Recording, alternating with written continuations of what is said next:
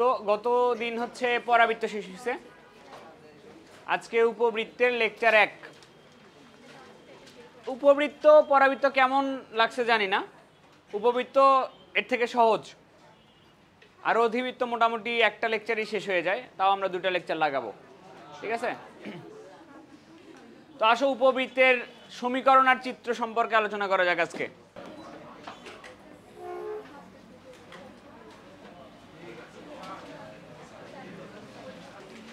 আমরা উপবৃত্তের সমীকরণ বের করব, সমীকরণ আর চিত্র কেমন হয় এটা দেখব। তো প্রথমে আমরা বৃত্ত থেকে আসব। আমরা জানি কোন একটা বৃত্তের সমীকরণ হচ্ছে এমন হয়, x² + y² = a² বা r²। এটা হয় বৃত্তের সমীকরণ। কিরকম? ধরো x² + y² = কি হয়? 25। এটা একটা বৃত্তের সমীকরণ। এই সমীকরণটাকে একটু গ্রাফ পেপারে দেখা যাক।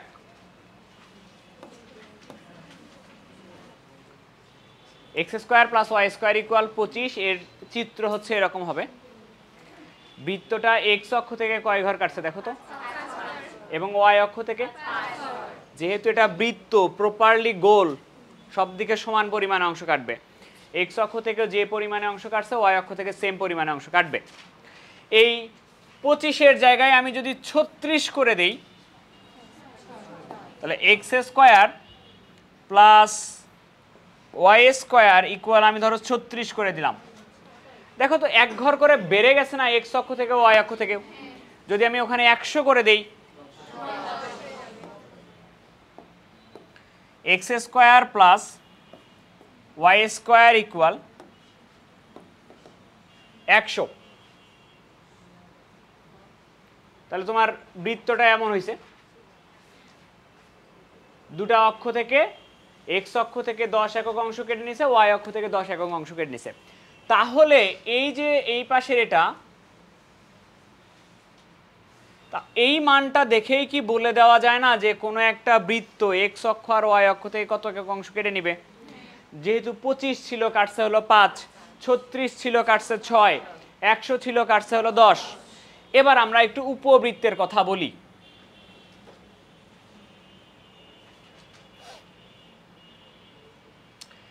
এই বৃত্তগুলার কেন্দ্র কোথায় বলো তো? কেন্দ্র কিন্তু মূল বিন্দুতে বা 0, 0-তে। এটা যেটা আমি আঁকছি সেটা হচ্ছে এরকম ছিল।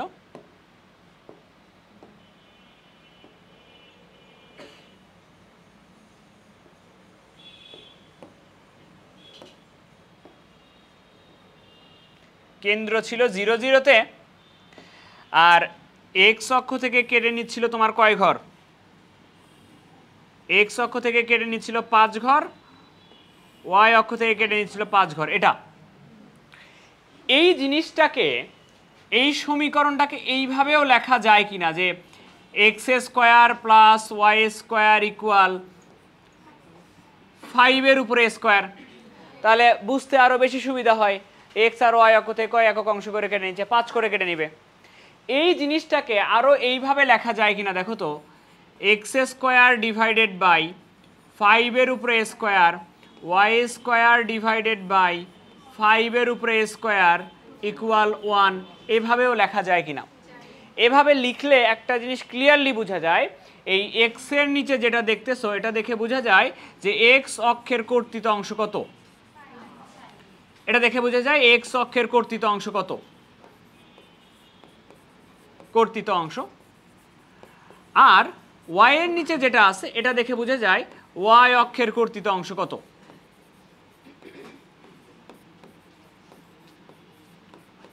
y অক্ষের কর্তৃত অংশ কত এটা বোঝা যায়। তাহলে যেহেতু এটা বৃত্ত, দুটো অক্ষের কর্তৃত অংশ সমান হবে। ঠিক আছে, এই পর্যন্ত তো বুঝছো? তাহলে এই যে সমীকরণটা, বৃত্তের যে অ্যাকচুয়াল সমীকরণটা, আমি তো ওখানে 25 নিছি, এই সমীকরণটাকে কি এইভাবে লেখা যায় কিনা দেখো তো, যে x² / a² + y² / a² এটা ইকুয়াল 1। তাও কি বৃত্তই থাকবে কিনা, যেটা দেখে বোঝা যাবে x অক্ষ থেকে কেটে নিছে a পরিমাণ, y অক্ষ থেকে কেটে নিছে এ পরিমাণ। আবার একটু গ্রাফে আসা যাক, ছোট্ট নেই, ধরো এরকম আছে x square divided by 100 plus y square divided by 100, এটা ইকুয়াল ধরো 1, এরকম। এটা একটা বৃত্ত, বৃত্ত কিনা দেখো তো।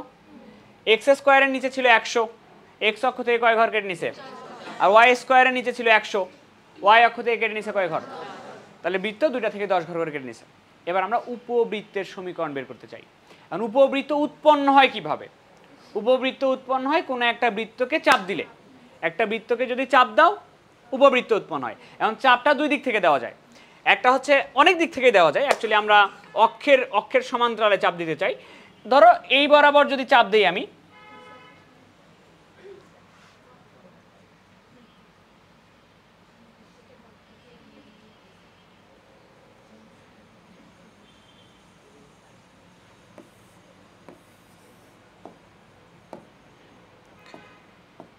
বৃত্তটাকে আমি এই বরাবর চাপ দিতে পারি।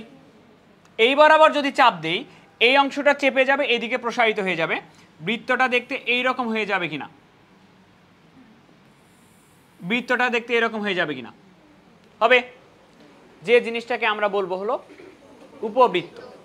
বা এই দিক থেকে তুমি যদি চাপ দাও তাহলে ওয়াই অক্ষ বরাবর বেশি পরিমাণে যাবে, আর এক্স অক্ষ বরাবর এরকম করে চেপে যাবে কিনা। তাহলে এটা থেকে আমি যদি উপবৃত্তের চিত্রে যাইতে চাই, উপবৃত্তের চিত্র যদি যাইতে চাই তাহলে একটা এরকম হবে কিনা দেখো তো।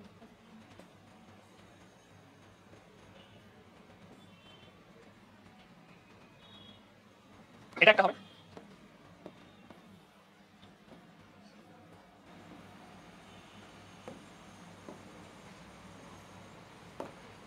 তো বৃত্তকে যদি তুমি এই বরাবর চাপ দাও, বৃত্ত চ্যাপ্টা হয়ে এরকম হয়ে যাবে, এটা একটা উপবৃত্ত। বৃত্তকে তুমি যদি এই বরাবর চাপ দাও, এটা চ্যাপ্টা হয়ে এরকম হয়ে যাবে, এটা একটা উপবৃত্ত। দুটো উপবৃত্ত। কারণ বৃত্ত যখন ছিল তখন সমীকরণটা তোমার এরকম ছিল, সমীকরণটা এরকম ছিল x square by a square plus y square by a square, এটা ইকুয়াল 1। এরকম কেন ছিল? কারণ দুটা অক্ষ থেকে সমান পরিমাণ অংশ কেটে নিচ্ছিল। এখনো কি দুটা অক্ষ থেকে সমান পরিমাণ অংশ কেটে নেয় উপবৃত্ত? একটা অক্ষ থেকে বেশি পরিমাণ অংশ কেটে নেয় আর একটা অক্ষ থেকে কম পরিমাণ অংশ কেটে নেয়। তাহলে x square by a square যদি হয়, আর একটা কি y square by a square হবে না অন্য কিছু হবে?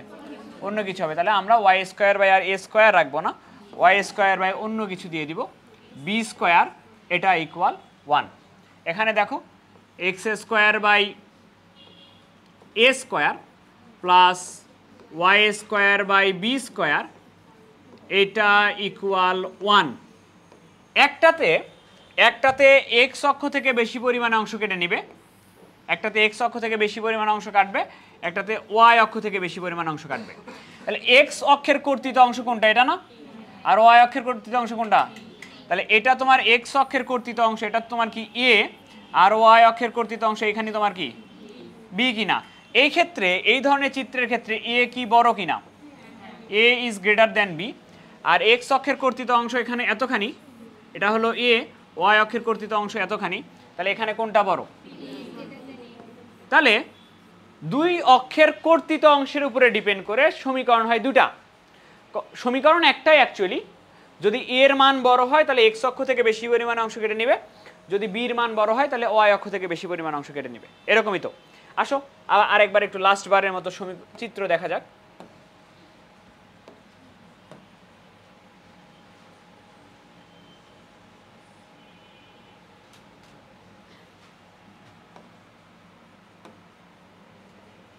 এটা কি জিনিস?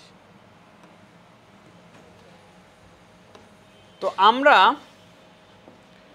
এক্স স্কোয়ার ডিভাইডেড বাই ধরো নিচ্ছি হচ্ছে 144 প্লাস ওয়াই স্কোয়ার বাই আবারও 144, এটা ইকুয়াল 1। কিসের চিত্র হবে? এটা হবে তোমার বৃত্ত।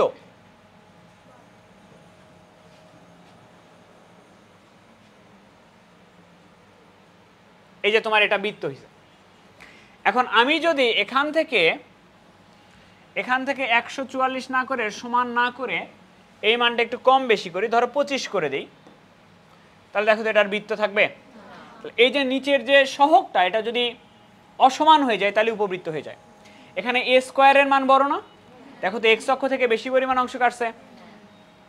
এ স্কোয়ারের মান কত? 144, এক্স অক্ষ থেকে কাটছে কতখানি? 12। বি স্কোয়ারের মান হলো 25, ওয়াই অক্ষ থেকে কাটছে কয় ঘর দেখো তো?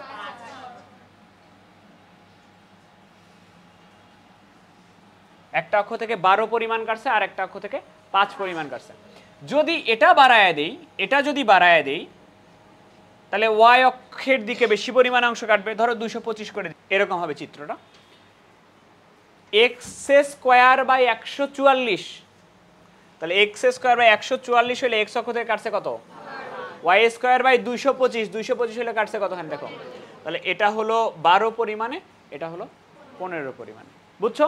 তাহলে যদি এক্স স্কোয়ারের নিচে বড় থাকে চিত্রটা এই দিকে বড় হয়ে যাবে, চিত্রটা এই যে এরকম হয়ে যাবে, এক্স স্কোয়ারের নিচে বড় থাকলে চিত্র এরকম হয়ে যাবে, আর ওয়াই স্কোয়ারের নিচে বড় থাকলে চিত্রটা এরকম হয়ে যাবে। ঠিক আছে? আচ্ছা।